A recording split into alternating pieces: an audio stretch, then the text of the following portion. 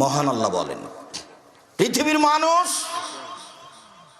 মানুষের গোপন কথা কান লাগিয়ে শুনবা না, চিরদিনের জন্য নিষেধ। পৃথিবীর মানুষ পরস্পরে বদনাম করবা না। তোমরা কি তোমাদের ভাইয়ের গোস্ত খেতে ভালোবাসো? তোমরা এটা একটা খারাপ মনে করো। বদনাম করা মানে ওর গায়ের গোস্ত খেয়ে না। আপনি একজনের বদনাম করলেন মানে ওর গোস্ত আপনি চাবিয়ে চাবিয়ে খেয়ে নিলেন। এ কথা আল্লাহ বলছেন, এর সারমর্ম কি? তার মান সম্মানের হানি করলেন। একজনের মান সম্মানের হানি করে জান্নাত পাওয়া যায় না। আল্লাহ তাআলা বলেন, ওয়াইলুল লিকুল্লি হুমাজাতিল লুমাজা, ধ্বংস সুনিশ্চিত, জাহান্নাম সুনিশ্চিত। যে সামনে বদনাম করে, যে পিছনে বদনাম করে তার জন্য, যে সামনে বদনাম করে, যে পিছনে বদনাম করে তার জন্য ধ্বংস সুনিশ্চিত, জাহান্নাম সুনিশ্চিত। এ কথা আল্লাহ তাআলা বলেন। আবু হুরায়রা রাদিয়াল্লাহু তাআলা আনহু বলেন, রাসূল সাল্লাল্লাহু আলাইহি ওয়াসাল্লাম বলেছেন, ইয়াকুমুয যান্না ফাইন্না যান্না আকযাবুল হাদিস। পৃথিবীর মানুষ ধারণা থেকে বেঁচে থাকো। ধারণাই সবচেয়ে বড় পাপ। নেন এবার, ধারণাই সবচেয়ে বড় মিথ্যা।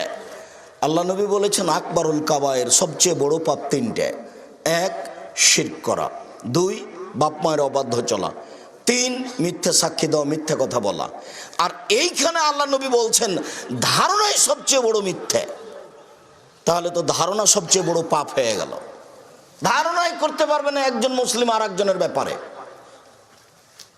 এরপরে আল্লাহ নবী বলছেন, পৃথিবীর মানুষ ওয়ালা তাহাসসু, মানুষের গোপন কথা কান লাগিয়ে শুনিও না। ওয়ালা তাজাসসু, মানুষের দোষ ত্রুটি উদ্ঘাটন করিও না। ওয়ালা তানাজাসু, দালালি করিও না। ওয়ালা তাহাসাদু, পরস্পরে হিংসা করো না। ওয়ালা তাবাগাজু, পরস্পরে একজনের শত্রুতা করো না। ওয়ালা তাদাবারু, পরস্পর বিরোধিতা করো না। সম্মানিত দ্বীনী ভাই বোন, বিষয়টি অতীব জটিল। এই হাদিস আবার আলোচনা করি। পৃথিবীর মানুষ, তোমরা পরস্পরের কথা কান লাগিয়ে শুনিও না। কারো কথা কান লাগিয়ে শোনা হারাম, কাবিরা গুনাহ।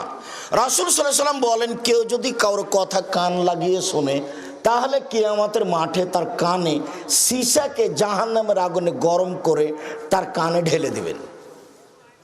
কান লাগিয়ে শোনা হারাম, কাবিরা গুনাহ, কোনো দিন নয়, চিরদিনের জন্য হারাম। দুই, ওয়ালা তাজাসসু, পৃথিবীর মানুষ, তোমরা মানুষের দোষ ত্রুটি উদ্ঘাটন করো না। যারা মিডিয়া চালায়, আমি বলি না এই ছেলেগুলো, আমি বলি যারা মিডিয়া চালায় প্রায় 3 নম্বর শ্রেণীর মানুষ। কেননা তুমি যে একটা মানুষের কথা মিডিয়ায় দিয়ে দিলে, তো তুমি কি জানো তাকে কি জিজ্ঞাসা করেছে এটা ঠিক না বেঠিক, এটা বলবো কি না? তুমি কাকে জিজ্ঞাসা করলে? কার জিজ্ঞাসায় তুমি এভাবে কথাটা চট করে বলে দিলে? পৃথিবীর মানুষ, তোমরা তোমাদের দোষ, কারো দোষ উদ্ঘাটন করো না। আজীব পৃথিবী। বাংলাদেশে 40 বছর আগে যা কিছু হয়েছে সেটা এখন মানুষ পেপার পত্রিকায় লিখছে। 40 বছর আগের কথা। পৃথিবীর মানুষ, তোমরা মানুষের দোষ ত্রুটি উদ্ঘাটন করো না।